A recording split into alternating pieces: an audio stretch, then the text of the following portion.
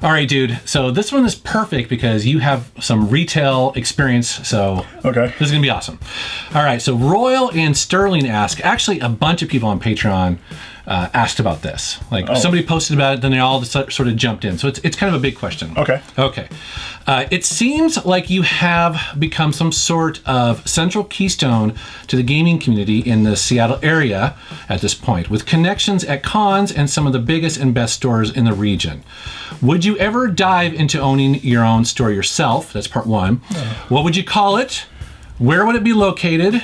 Would it feature more than gaming? Would there be a dress code for employees? No, there's a little bit more. I love the idea of a dress code, by the way. Leather and studs. All right. Also, I would love, and someone else posts, I would love to know your thoughts about opening a retro gaming store. I know you and your wife are very knowledgeable about real estate, which is very true. There's so many parts to this question. I think, if I was to do that, obviously I'd have to start with my collection as the inventory, and to be quite honest, I don't want to do that. I mean, I don't have a lot of duplicates. I never really do. I have some, but it's like a handful, right? So what I have in my collection is what I've worked hard to get, or have taken time to get, or people have traded with me or sent me or whatever. I wouldn't want to sell it. It would break my heart, but you'd have to. And I think one of the things I've heard from people, and maybe you can tell me if this is true, is that it's almost impossible to be a collector and a seller at the same time. Oh, yeah, because, basically if you do that, you're going to be picking out the best stuff for yourself out of your inventory. And, that's... And you need to sell it. Yeah, exactly. You have to pay for the employees, the electricity, the building itself, right? Once you get into this business, you got to be able to sacrifice not picking out all that stuff out of the collection, unless you buy it back from your store. Right. Yeah, that's true. But again, usually when you're starting a business, you don't. I mean, it's full time all the time, all day long. And that's the other thing too, is that if I was to start a store, I mean, I'd have to.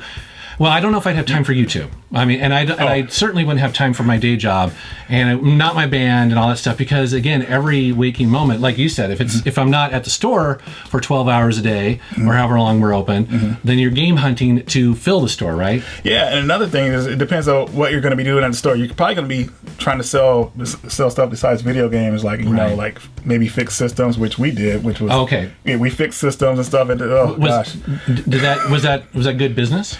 It was very good business at the time. Yeah, it was, because a lot of people, Xbox 360, as ready to death, so we were like fixing that. PS3s too. Did you just wrap a towel around it and like? That's a good way to keep. If you just want to keep. Oh gosh, that trick actually worked. Does it? Okay. But basically, we would kind of resoldered. We had a soldering machine, and we would use that machine. That helped out a lot. I remember you guys were doing that a lot. Like you were almost backed up, right? Yeah, I was. I remember you came in one time. I was working on 2 systems. It was like, man, it was worth it, because I like to see the customer's face when they got their system fixed and they got to play it again. But at the same time, that some of those fixes didn't last too long because people would play all crazy again. Like Call of Duty was a big main reason why I think a lot of Red Ring deaths happen. So it's pushing the machine, it's heating it up. Yeah, they're playing it all constantly online, everything and stuff like that. So, we did fixes and stuff like that. That helped out a lot. You might, if you want to get into that type of business, you might want to do things besides just sell video games, just to help the store out. Just have carry movies, DVDs, or something like that.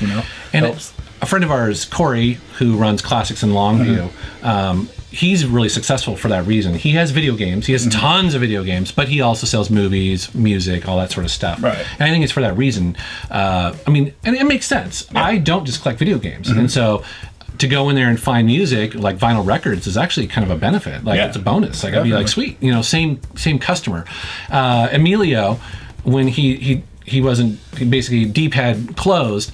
Now he's in a place in Renton with a new store, and he is kind of half and half. He sells video games and action figures from the 80s and 90s, which again can be the same collector.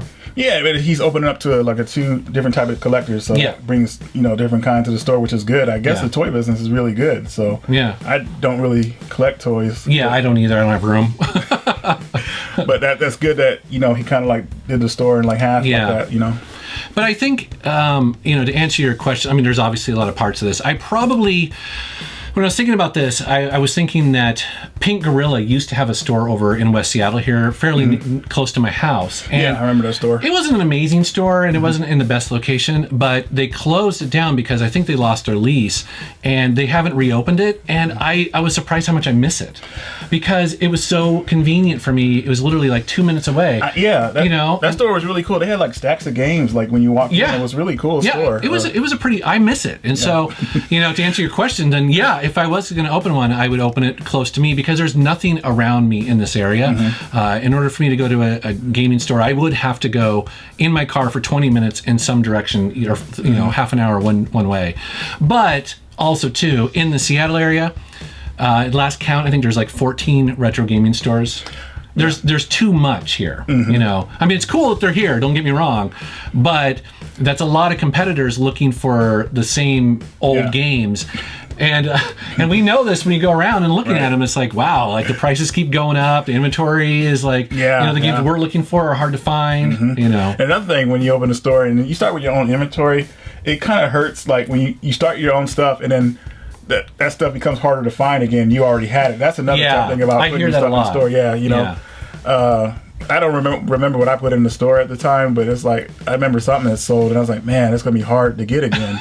Well, like Saturn games, you guys used to have a bunch of Saturn games. The Saturn collection. Yeah, you're right. And you guys had a box Virtual Boy for a while and a bunch of games. I had 3 of those in the store. I know. Wow. And so they had 3 box Virtual Boys, and I remember just like 6 months later going back to Emilio, because at the time I didn't know if I'd want one in the box, and I was like, I'd want one for $100, and he doesn't have any more, and you can't, $100 would be a good deal now. Yeah, definitely. So I was gonna say, like, it's just, as far as opening a store, like me personally, myself, like I wouldn't want to do it, because I like being a collector and playing video games. Because when you do that, when you open a store, you're gonna be playing less video games most likely.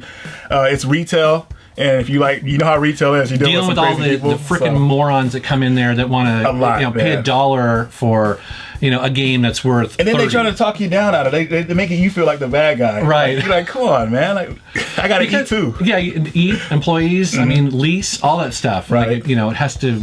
I mean, you have to pay for that somehow, right? Yeah. So I would say the major downfall of it is that it's retail. You're dealing in real retail, so you could deal with that, then you could open up your own store. And I think for me personally, again, I wouldn't want to give up YouTube, and I know I would have to. I mean, or playing games, or both. And so now I'm cool right where I am. Cool, man. Me too. All right, great question. Thank you. This video is made possible in part by the awesome contributors on Patreon.com. Viewers like you can help support my videos and get access to cool perks like early access to my videos, ask me questions for these Tuesday videos, and much more. So check out patreon.com/MetalJesusRocks if you want to help me bring you awesome content every single week. Thanks for watching.